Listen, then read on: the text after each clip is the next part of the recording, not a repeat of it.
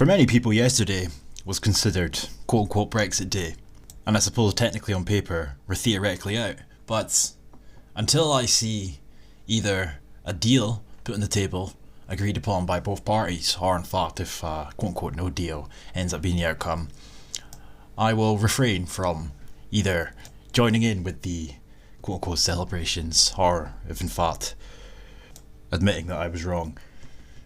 Dogs and ponies, as they say. Still a year to go, technically. That said, even if I wanted to join in with the Brexit celebrations, if that's what you want to call it, sadly living in Rainbow Unicorn Land, that's a pipe dream. Because technically we are transitioning to leave the European Union as the United Kingdom, but up here in Rainbow Unicorn Land with a subservient and infiltrated government, there's no way in hell we're leaving properly. Meaning, of course, that the Scottish Government intends to carry on implementing everything that the European Union is doing. And it begs belief, we're leaving the European Union, so why the fuck are the Scottish Government intent on emulating everything that the European Union continues to do? Oh, that's right, because they are just as cancerous as the people that are unelected in the European Tin Pot Parliament. Anyhow, the European Union's strategic agenda for 2020 to 2024, Scotland's perspective. I hate to break it to you, I don't give a fuck about your perspective. And theoretically, in an ideal world, in a world where this wasn't all dogs and ponies, the European Union realistically wouldn't give a shit either. That said, let's get the juicy scoop from Chubcake Fiona Hislop. This'll be good. This document sets out how Scotland sees the EU's priorities for the period ahead. Who gives a fuck about the EU's priorities? Pardon my French. Try to refrain from the amount of swearing that I conceded in the video a couple of days ago. But these people, they're pathetic. The way they act, they are pathetic. It explains why these are of vital importance to Rainbow Unicorn Land and how Rainbow Unicorn Land can contribute to their delivery. Why would you want to contribute to the European Union's priorities? Why would you want to deliver and implement policies and legislation that are on the EU's agenda, on the EU's itinerary?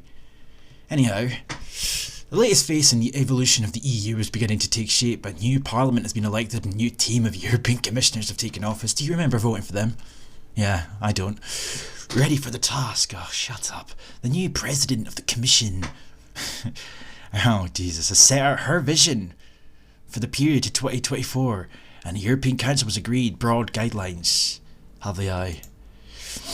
At such pivotal moments in the EU's cycle, Scotland has routinely taken the opportunity to set out its views of the EU's priorities for the years that lie ahead. Why? These are of course not routine times. Oh no. The non-existent climate emergency and the rise of isolationist politics pose significant threats to the prosperity of Europe's people. Oh, we're back to referring to the European people as a people, because last time I checked, the whole existence of the European Union as a concept, as an institution, indirectly, or maybe directly, erodes the idea of the European people belonging to the European continent. Anybody can be European, you know? Anyhow. And Scotland has been taken, of course, here we go, against this will, which exemplifies the internationalist and consensus-based approach which is needed if we are to tackle these twin threats. Oh, we need to be part of the European Union to tackle the rise of isolationist politics, partly. We need to be part of the European Union to tackle the non-existent climate emergency. And of course, how did they come to the consensus that there was a climate emergency? Well, they love to parrot fabricated data. They love to just lie for the most part. Michael Mann, he's been proven to be a fraud. NASA fabricates his data. We could go on and on and on, how they have completely rewritten history. You know, the medieval warm period seems to have been eroded from the history books. They talk about this rampant rise in sea level rises, but when you really look at the data, it's not the case at all. Where is this climate emergency? And what are these people doing about it in Scotland? They're doing fuck all. Let's be serious. For nearly 50 years, Scotland has been a fully integrated part of the EU. Incorrect. The UK has. Woven into the European economy and benefiting from the EU's social protections. Could have fooled me. Through our membership of the European Single Market and Customs Union, the UK's membership, Scotland has embraced EU membership and has been shielded by the UK being part of it, because England has taken most of the flack from being a European Union member. in terms of immigration, that's for sure.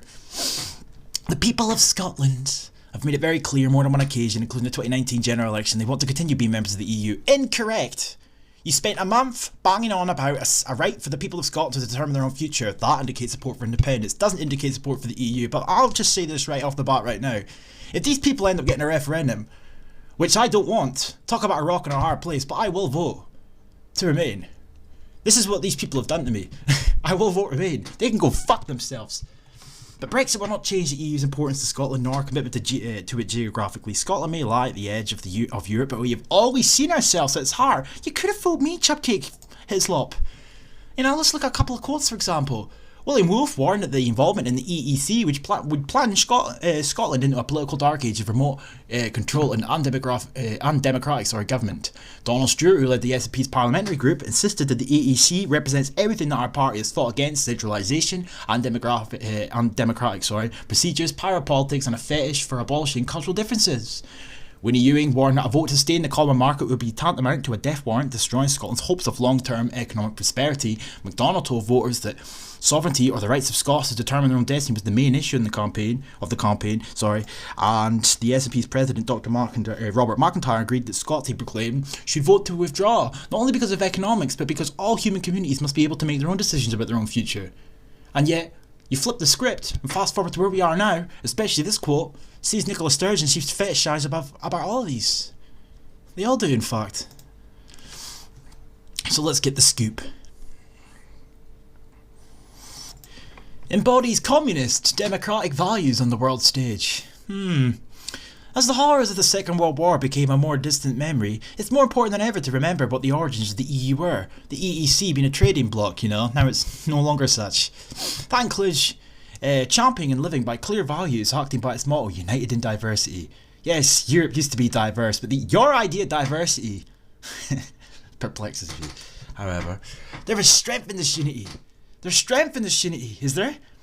To be able to promote the EU's interests and values on the global stage to the benefits of Europeans. Define Europeans, because they're not. In a more uncertain world, it has become even more critical for the EU to be assertive and effective in defending EU interests, challenging protectionism while standing up for the rule-based multilateral order, ensuring openness and fairness, and promoting democracy and human rights. It means standing up robustly for individuals' freedoms and democratic processes. It means protecting individuals' rights, including in the face of organised crimes or attempts by multinational and other companies to misuse private and personal information.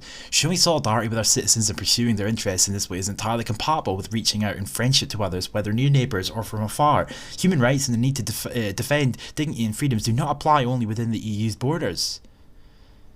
The EU must remain outward-looking, resistant to the temptation to turn inwards. It must offer hope to the world, not only in the values it espouses in general, but how it treats impractical individual people such as asylum seekers. I might have fucking known all that dribble just to get to that part.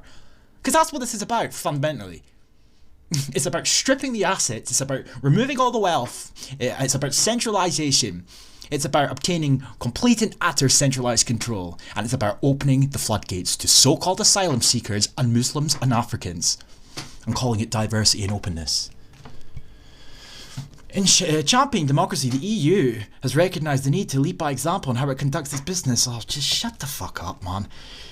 Here are some examples of how Scotland has currently contributed to defending Europe's democratic values and protecting individuals' freedoms. Okay, this will be good. Our legal tradition, Scots law is a distinctive mix of common law and civil law.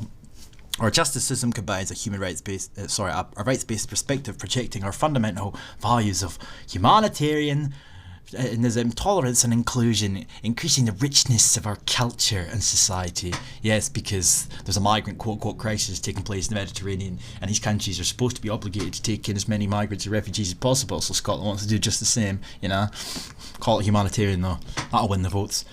We are leading the way internationally by lowering the voting age to 16. That's cancer. You shouldn't be doing that. In fact, the voting age should be made. I think it should be increased, in fact.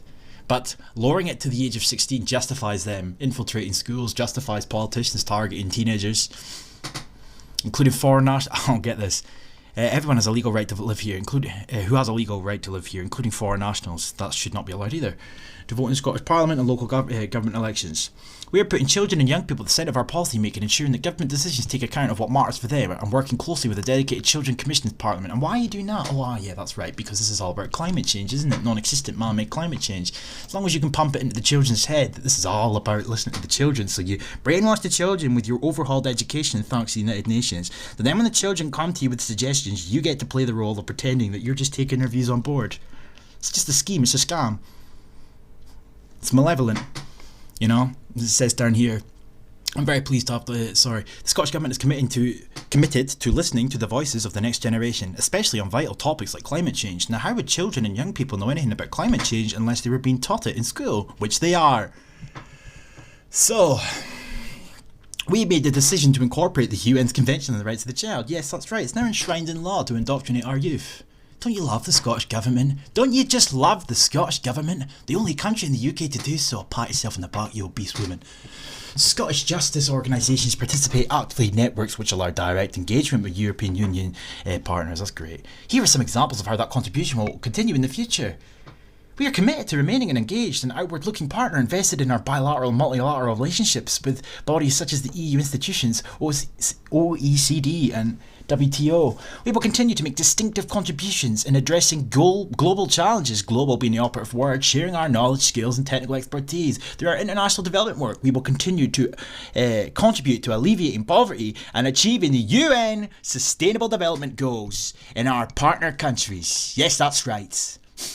That is right. That is what the Scottish Government is intent on focusing on.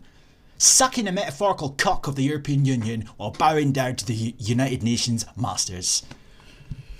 We will also seek to provide ethical leadership and a positive voice in the world on global issues such as solidarity, tolerance, openness, borders, whitey, human rights, and non-existent man-made climate change, aka communism. That's what's coming. Oh, Jesus. Rises fully to the challenges presented by the global, non-existent man-made climate emergency. Fuck you, man. I mean, look at this gaff. We are already deep in a global climate emergency. A global challenge has no borders. Global, no borders. Operative words again. That means that the EU prioritising measures will ensure it is climate neutral no later than 2050 with the required increased ambition for its 2030 targets. Of course, only the white countries that are doing this have been noticed. Why are they not targeting China, India? Nah.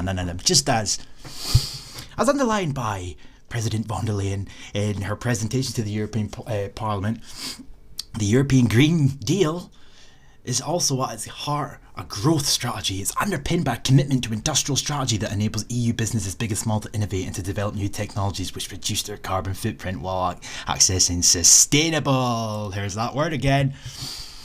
Linked to this goal, the protection of the wider environment must be an overarching priority. Yes, we need to think about our carbon footprint, but we're going to open the borders to the climate refugees and migrants. Makes total sense. The urgency in which the Commission has come forward with the new Green New Deal and the ambitious roadmap they've laid out. We also welcome the latest announcements in the Just Transition Fund. The EU's commitment to ensuring that new measures are taken up on the scale of the challenge is vital. Scotland's reputation as a world leader on non-existent man-made climate change is driven by the United Nations Sustainable Goals. We are redoubling our efforts and we will end Scotland's contribution to non-existent man-made climate change by 2045. At the UN's Climate Summit in Glasgow this year, Scotland will showcase its greater climate ambition and leadership. Of course you will. As well as support global efforts to transition to a net zero world. Yes, of course you fucking will. Let's see. Actively promote the well-being of all of society. In global terms, most EU citizens are relatively privileged. Yes. And yet, within EU society's level of inequality are unacceptably high. Too many of our citizens face unnecessary and unfair bars to fulfilling their ambitions. Young people, people in low pay or unemployed. Of course, women. Women gets a mention. Women is part of this category, so white men again. Of course, everybody part white men. In some cases, people in whole regions feel are left behind and need to know that the EU is part of the solution for them. Of course they are. That means prioritising target measures such as those that tackle gender inequality and child poverty, developing new ways of delivering cohesion and upward convergence between regions and member states, which have marked the European Union from its inception. The EEC, now the EU, and nobody's asking any questions as to how this shit is continuing to happen. It also means accelerating existing tentative moves towards economies based on promoting the well-being of all. We will strongly support the European Commission's focus on empowerment through employment, investing in skills, fighting poverty, and modernising labour markets, trading and social protection systems. Promoting sustainable and inclusive growth is central to Scotland's economy. Of course it fucking is. We are committed to improving economic growth in a way that reduces inequality, tackles blights of child poverty, alcohol and drug dependency, improves the quality of life and supports benefits of everyone's society by importing the third world and Africa. In transitioning towards a low carbon economy, we're also committed to ensuring no one gets left behind. That's really good of you, chipcake. Let's see what else we've got. Because of how that contribution will continue in the future, Scotland remains committed to international collaboration as a driver for innovation and a healthy open economy to stimulate investment, trade and growth.